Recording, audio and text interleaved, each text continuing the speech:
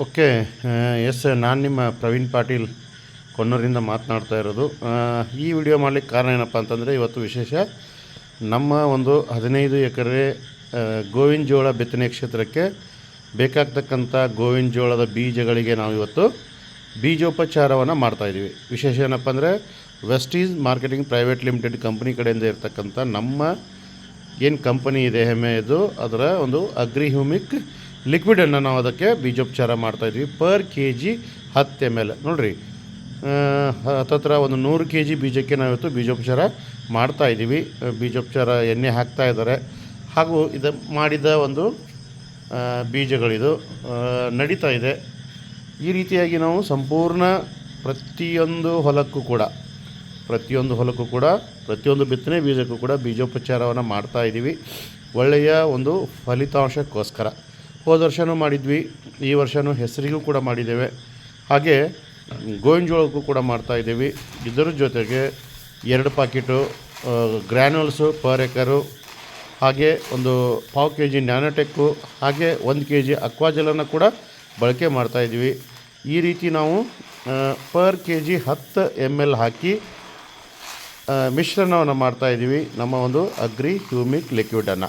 ಕಾರಣ ಏನಪ್ಪ ಅಂತಂದರೆ, ಬೀಜದ ಜರ್ಮಿನೇಷನ್ ಅಂತ ಹೇಳ್ತೀವಿ. ಅಂದರೆ ಬೀಜ ಮೊಳಕೆ ಹೊಡೆಯುವಂಥ ಪ್ರಮಾಣ 100ಕ್ಕೆ 100ರಷ್ಟು ಆಗೋವಂಥ ಪ್ರತಿಯೊಂದು ಬೀಜನೂ ಕೂಡ ಮೊಳಕೆ ಹೊಡೆಯುವಂಥ ಸಾಧ್ಯತೆ ಈ ಬೀಜೋಪಚಾರ ಮಾಡೋದರಿಂದ ನಮಗೆ ದೊರೆಯುತ್ತೆ. ಹಾಗೆ ಹುಟ್ಟಬೇಕಾದ್ರೆ ನಾಟಗಿ ರೋಗ ನಿರೋಧಕ ಶಕ್ತಿಯನ್ನು ಪಡೆದುಕೊಂಡು ಹುಟ್ಟುತ್ತೆ.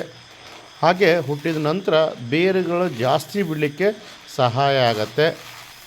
ಆದ ಕಾರಣದಿಂದ ಈ ಒಂದು ಬೀಜೋಪಚಾರ ಮಾಡೋದನ್ನು ಪ್ರತಿಯೊಬ್ಬರು ಕೂಡ ಫಾಲೋ ಮಾಡ್ತಾ ಹೋದರೆ ಒಳ್ಳೆಯ ಇಳುವರಿ ಫಲಿತಾಂಶವನ್ನು ಕಾಣ್ಬೋದು ಅಂತ ಹೇಳ್ತಾ, ಪ್ರತಿಯೊಬ್ಬ ರೈತರು ಇದನ್ನು ಮಾಡೋ ಪ್ರವೃತ್ತಿಯನ್ನು ರೂಢಿಸ್ಕೊಂಡ್ರೆ ಉತ್ತಮ ಕೃಷಿಯನ್ನು ನಾವು ರೂಢಿಸ್ಕೊಂಡಂಗೆ ಆಗುತ್ತೆ ಅಂತ ಹೇಳ್ತಾ ನಡೀತಾ ಇದೆ. ನೋಡಿರಿ, ಈ ರೀತಿ ಅದಕ್ಕೆ ಹಾಕಿ ತಿರ್ಗಾಮರ್ಗ ಮಿಶ್ರಣ ಮಾಡೋದ್ರಿಂದ ಒಳ್ಳೆಯ ಫಲಿತಾಂಶವನ್ನು ನಾವು ಪಡಿಬೋದು. ವಿಶೇಷ ಏನಪ್ಪ ಅಂತಂದರೆ, ನಾವು ರಾತ್ರಿನೇ ಮಾಡಿ ತೆಳ್ಳಗೆ ಅದನ್ನು ಆರಾಕೋದ್ರಿಂದ ಬಿತ್ತನೆ ಸಮಯದಲ್ಲಿ ಬೀಜ ಒಂದು ಕೂರ್ಗಿಯ ಬ್ರಷ್ಷಿಗೆ ಮೆತ್ತುಗಳಲ್ಲ.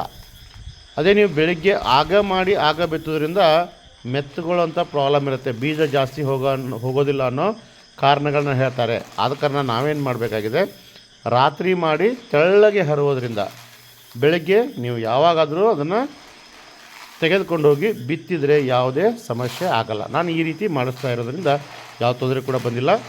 ಹಾಗಾಗಿ ಪ್ರತಿಯೊಬ್ಬರು ಕೂಡ ಈ ವಿಡಿಯೋದ ಪ್ರಕಾರನೇ ನಾವು ಬೀಜೋಪಚಾರ ಮಾಡೋ ರೀತಿಯೇ ನೀವು ಕೂಡ ಬೀಜೋಪಚಾರ ಮಾಡಿ ಉತ್ತಮ ಬೆಳೆ ತೆಗೆದುಕೊಳ್ಳಿ ಅಂತ ಹೇಳ್ತಾ ಈ ಒಂದು ವಿಡಿಯೋಗೆ ಚಿಕ್ಕ ವಿರಾಮವನ್ನು ನೀಡ್ತಾ ಇದ್ದೀನಿ. Thank you. Wish you well friends.